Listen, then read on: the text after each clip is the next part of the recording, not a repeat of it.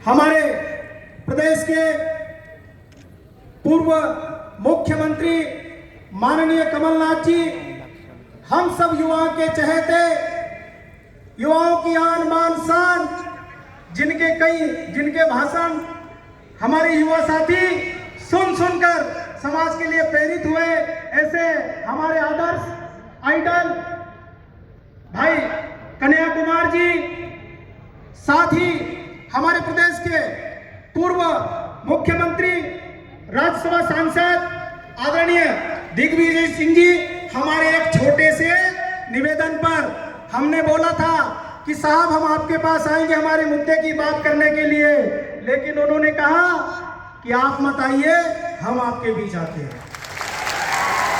और जैसे ही इन्होंने हमको बोला कि हम इंदौर आ रहे हैं, तो जैसा के पिताजी को भी पता चल गया तो वो भी इंदौर आ गए।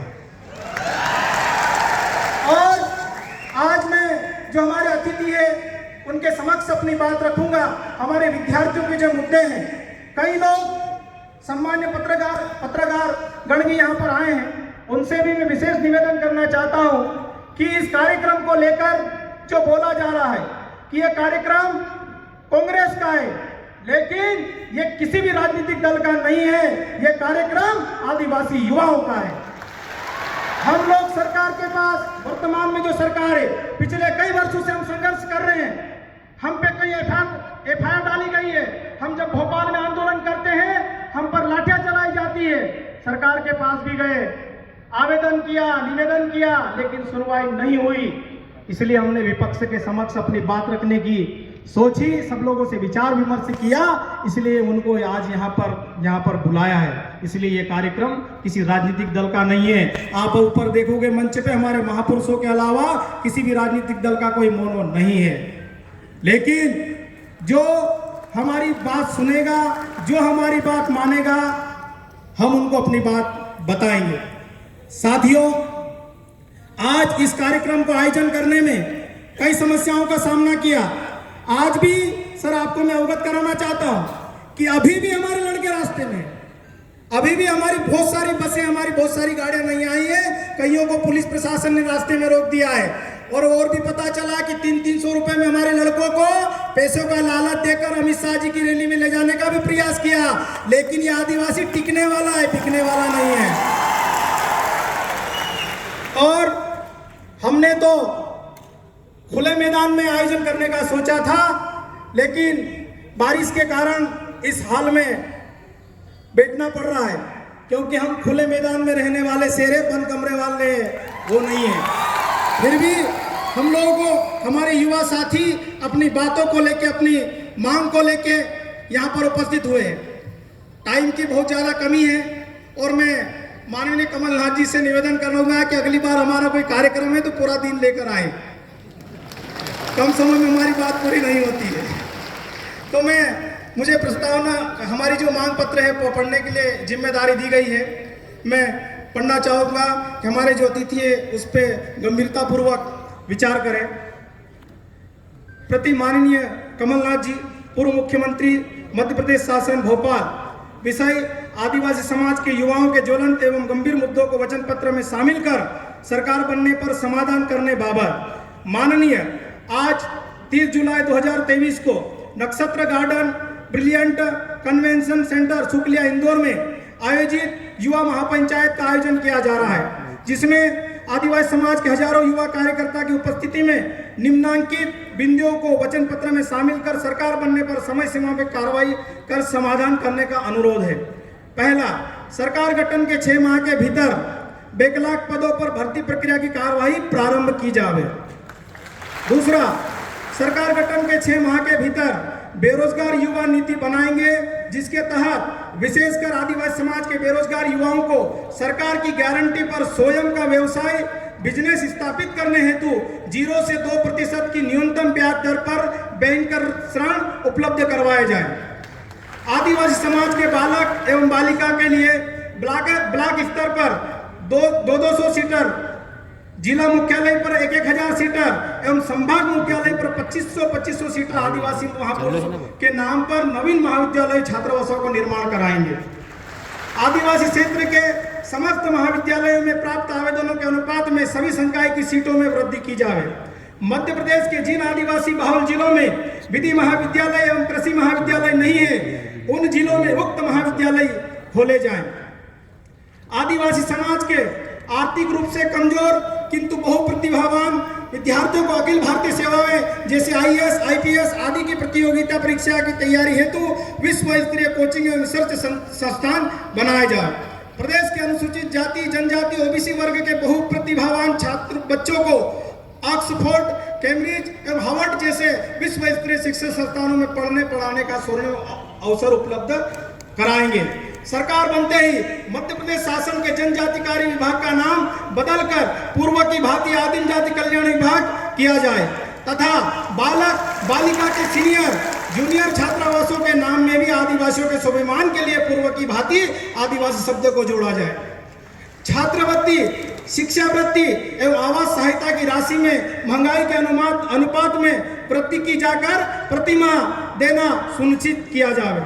सरकार बनते ही 9 अगस्त विश्व आदिवासी दिवस के अवसर पर सार्वजनिक अवकाश कर इस पूरे मध्य प्रदेश में शासकीय स्तर पर मनाया जाए। मध्य प्रदेश के कई BSc नर्सिंग महाविद्यालय में 2 से 3 वर्षों से परीक्षा आयोजित नहीं की गई, उन्हें जनरल प्रमोशन दिया जाए एवं उच्च स्तरीय जांच कमेटी बनाई जाए। मध्य प्रदेश की राजधानी भोपाल में सर्व सुविधा युक्त शानदार एवं बेहतरीन आदिवासी भवन बनाए जाए। प्रदेश के ब्लॉक तहसील मुख्यालय पर सर्व सुविधा युक्त सामुदायिक भवन बनाए जाए एवं आदिवासी धर्मशाला हेतु शासकीय जमीन उपलब्ध कराई जाए। आदिवासी युवाओं को स्थानीय स्तर पर रोजगार उपलब्ध कराया जाए जिससे कि वह अपने मूल से जुड़े रहे। आदिवासी उप योजना के मद को केवल आदिवासी वर्ग की योजनाओं में ही उपयोग किया जाए तथा उक्त मद का अन्य प्रयोजन में खर्चे नहीं होना चाहिए। सत्ता एवं संगठन में 50% पदों पर युवाओं को अवसर दिया जाए। सत्ता और संगठन प्रतियोगिता परीक्षा पूर्व परीक्षण हेतु प्रत्येक जिलों में 500 सीट छात्रावास होना चाहिए। जिन जिलों में आदिवासी बालक बालिकाएं छात्रावास नहीं है, उन जिलों में छात्रावास खोले जाए। प्रदेश में संचालित सभी छात्रावासों में लाइब्रेरी, व्यायामशाला, मनोरंजन के साधन एवं सुरक्षा की दृष्टि से बाउंड्री वाल का निर्माण कर CCTV कैमरे लगाए जाए। प्रतियोगिता परीक्षाओं में नॉर्मलाइजेशन जैसी जटिल प्रक्रिया को समाप्त कर सरलीकरण किया जाए।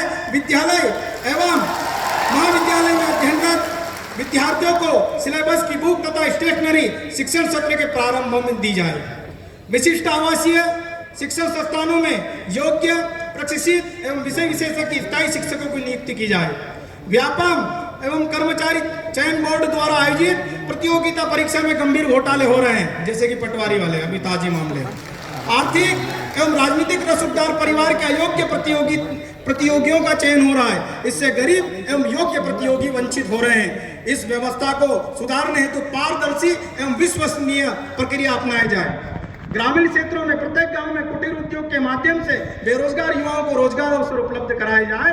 अनुसूचित जाति, जनजाति, OBC वर्ग की नौकरियों में दिए गए आरक्षण पर श्वेत पत्र जारी किया जाना चाहिए। अनुसूचित जनजाति वर्ग के लिए वर्षवार आवंटित बजट पर श्वेत पत्र जारी किया जाए। प्रदेश में निर्माणाधीन निर्मित mega project, medical, engineering college आदि के नाम पर मूल निवासियों के पूर्वजों के नाम पर रखे जाए। मूल पैसा एक्ट 1996 को लागू कर पैसा एक्ट का चेयरमैन आदिवासी वर्ग से ही किसी को बनाया जाए। प्रदेश के आदिवासी क्षेत्रों में स्थित स्कूल कॉलेजों में गुणवत्तापूर्ण एवं रोजगार मूलक शिक्षा दी जाए। प्रदेश के समस्त आदिवासी ब्लॉक स्तरीय शासकीय अस्पतालों में समस्त प्रकार की जांच, परीक्षण एवं सुविधाएं एवं शरीर के सभी अंगों के विशेषज्ञ चिकित्सकों की नियुक्ति की जाए।